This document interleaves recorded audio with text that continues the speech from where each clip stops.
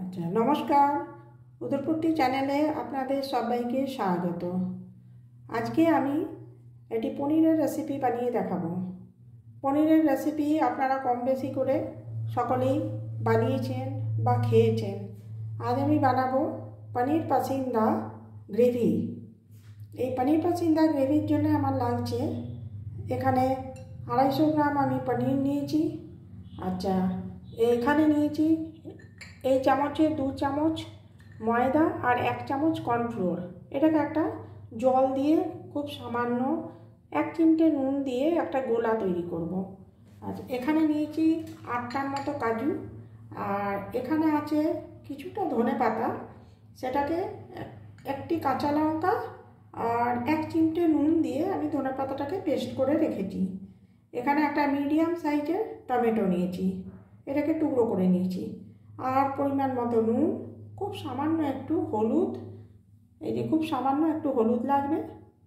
আর refined অয়েলে ভাজা বা gravy বানানো সবটাই রিফাইন্ড অয়েলে বানাবো। আর সাথে লাগছে 2টো কাঁচা লঙ্কা। আচ্ছা, এই পনিরের টুকরোগুলোকে আমি দেখুন এইভাবে মাঝে মাঝে টুকরো করব। সবগুলোকেই এইভাবে আমি টুকরো করে নেব। মাঝখান থেকে বড় বড় টুকরো থাকবে, তার মাঝে আবার এরকম করে পকেটের মতো বানিয়ে নেব। এর ভেতরে আমি এই স্টাফ করব।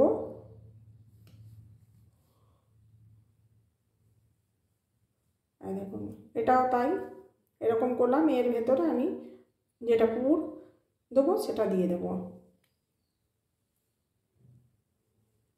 এটাও তাই। আর যদি কোনো কারণে নাও হয় তো পুরোটাই 2 টুকরো করে মাঝখানে পুরটা দিয়ে তারপরে আবার ওপর থেকে আরেকটা পনিরের টুকরো দিয়ে গোলায় ডুবিয়ে ভেজে নেবেন, সেটাও চলবে।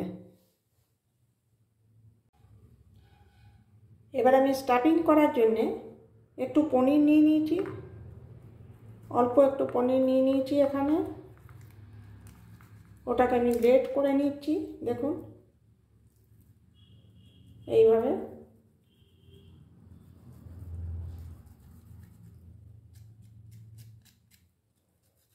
এইভাবে আমি গ্রেট করে নিলাম।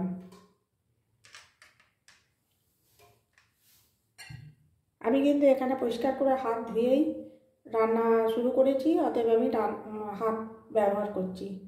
আচ্ছা, এখানে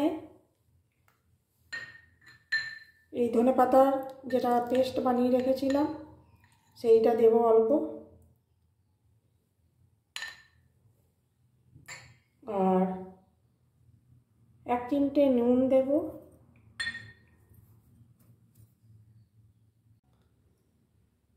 এর মধ্যে অল্প একটু চিলি ফ্লেক্স দিয়ে দিচ্ছি। নুন ঝালটা অবশ্যই যে যেমন খাবেন সেই অনুপাতে দেবেন। এবার এই পনিরের সাথে আমি এই ধনেপাতা পেস্টটা মাখিয়ে নিলাম।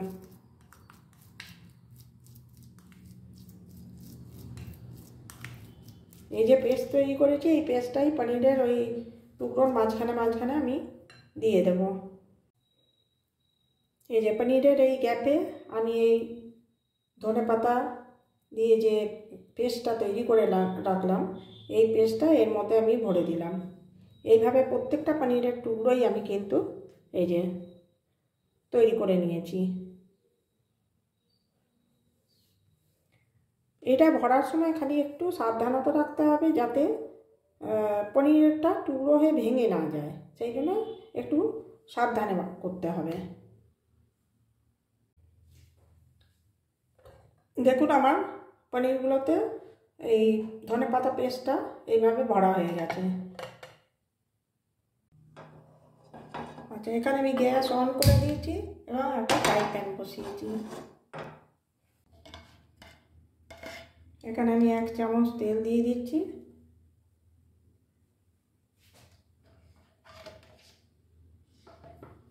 এই অল্প তেলেই আমি ভেজে নিচ্ছি এই উপকরণগুলো।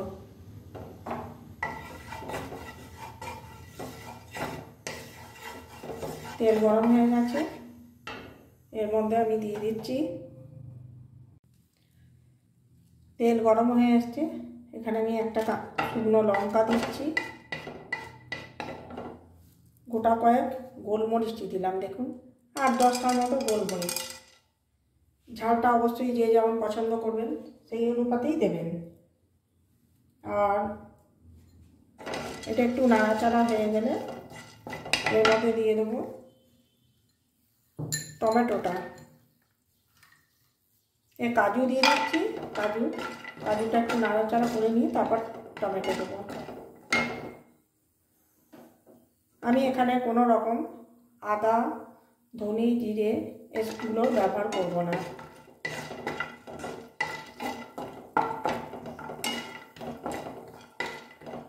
এটা দিলাম, এরপরে টমেটোটা দিচ্ছি।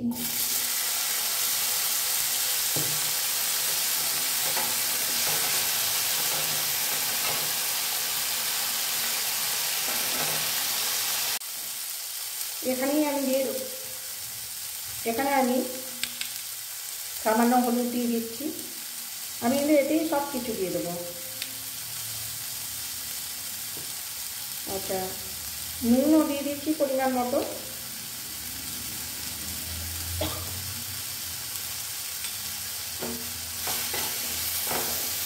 এবার একটু নাড়াচাড়া করে টমেটোটা একটু নরম হয়ে গেলে আমি কিন্তু এটা অফ করে ঠান্ডা করতে দেবো।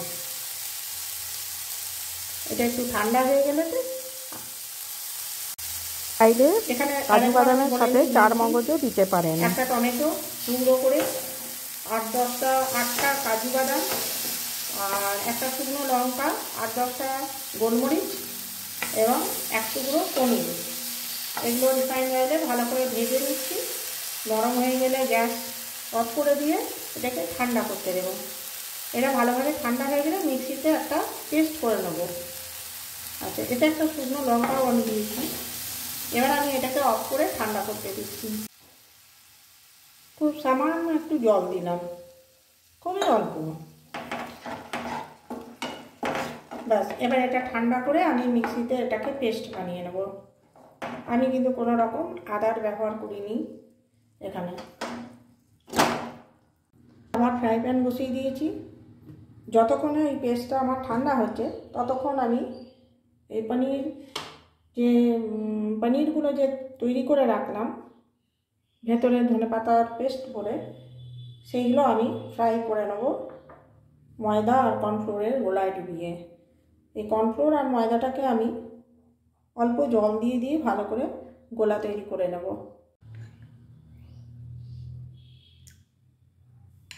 আমি এবার একটি একটি করে পনিরের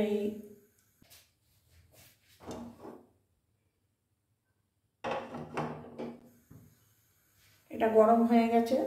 আমি এবার একটি একটি করে পনিরের এই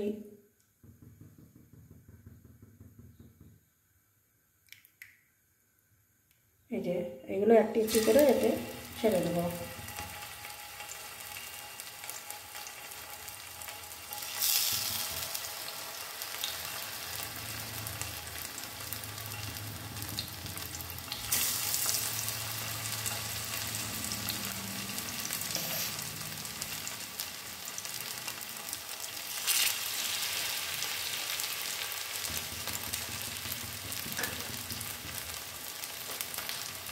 এবার খুব সাবধানে এগুলোকে একটি একটি করে উল্টাবো। একটু একটু হয়ে গেলে তারপরে উল্টাবো।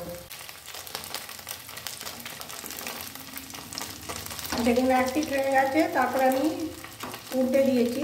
এবার অন্য পিঠটাও ভালো করে লাল লাল ভাজা হয়ে গেলে তারপর আমি তুলে দেবো। তবে যদি শুধু কেউ ফ্রাই খেতে চান তাহলে কিন্তু এই ময়দা বা কর্নফ্লাওয়ারের যে গোলাটা তৈরি করলাম ওই গোলাটা বা ব্যাটারটা আর একটু গাঢ় তৈরি হবে। এগুলো এবার ভাজা হয়ে গেছে, আমি এগুলো প্লেটে তুলে নেবো। তারপর আবার গ্রেভিটা তৈরি করব। দেখুন এগুলো আমার ভাজা হয়ে গেছে। এবার আমি গ্রেভিটা তৈরি করব। এখানে যে তেল আছে এই তেলেই আমার গ্রেভি তৈরি হয়ে যাবে, আর তেল দেবার প্রয়োজন হবে না। তেল গরম হয়ে গেছে। আমি এখানে এই পনির পাসিঙ্গার গ্রেভিতে দুটো উপকরণ দেবো, যার জন্য টেস্টটা কিন্তু আরও ভালো হবে। একটি হলো, এই যে যখনই এটা গরম হয়ে গেল তেল, আমি একটু ক্যাপসিকাম ছেড়ে দেবো মধ্যে, লম্বা লম্বা টুকরো করে একটা গোটা ক্যাপসিকামের হাফ আমি এরকম করে দিয়ে দিলাম। এটা একটু নাড়াচাড়া করে ভেজে নেব।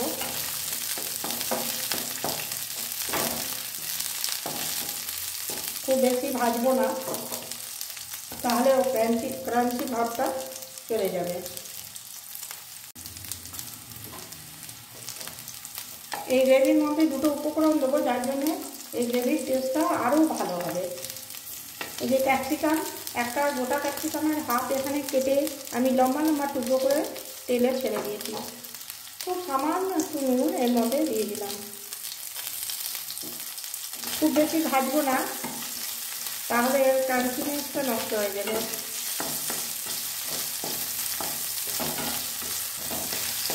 একটু নাড়াচাড়া করবো।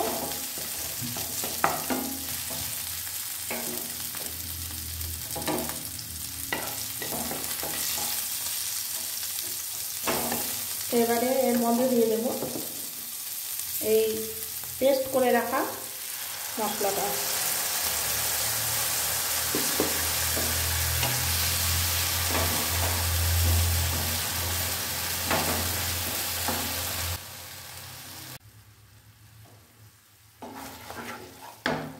দেখুন, গ্রেভিটা কিছুক্ষণ নাড়াচাড়া করবো।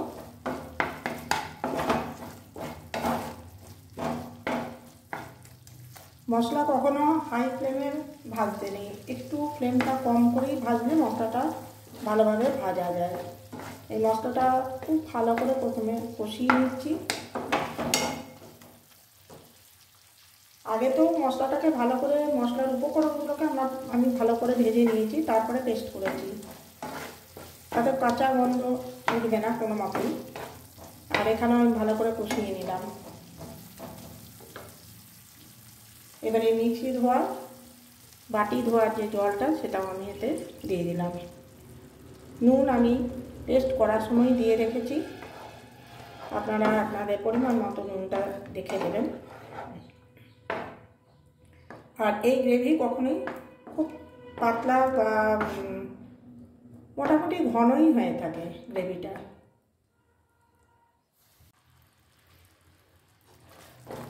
দেখুন, গ্রেভিটা আমি এই বাটি ধোয়া জলটা দিয়ে গ্রেভিটা ভালো করে ফুটিয়ে নিলাম। এর মধ্যে নুন মিষ্টি আপনাদের যা যা দেখার সেটা একটু দেখে নেবেন, কম বেশি। আচ্ছা, এটা এই যে ঘন হয়ে এসছে, এই ঘন হয়ে এলেই তখন আমি আরেকটি মশলা দেবো, যেটার জন্য এর স্বাদটা আরও বাড়বে এবং গন্ধটাও খুব ভালো হবে। এই মশলাটা আমি দিয়ে দিচ্ছি। এটা হাতের তালুতে নিয়ে একটু এরকম করে গুঁড়ো করে নেব, দিয়ে এই কাসুরি মেথিটা এর মধ্যে দিয়ে দিলাম। কাসুরি মেথি দিয়ে দিলাম। এবারে আমি এই ভেজে রাখা পনিরের টুকরোগুলো দিয়ে দেব। দেখুন, একদম লাল লাল সুন্দর ভাজা হয়ে গেছে। এবারে আমি এগুলো দিয়ে দেব এক এক করে। খুব সাবধানে করবেন যাতে ভেঙে না যায়।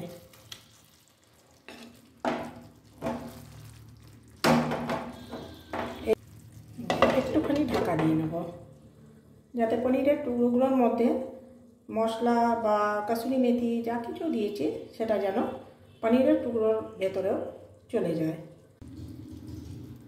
আমার এই পনির পাসিন্দা গ্রেভি একেবারে তৈরি। এটা আমি এবার প্লেটে সার্ভ করে দেবো। আজকের রেসিপি পনির পাসিন্দা গ্রেভি আমার একেবারে তৈরি হয়ে গেছে। দেখুন, আমি প্লেটে সার্ভ করে দিয়েছি। আশা করছি আপনাদের সবার ভালো লাগবে।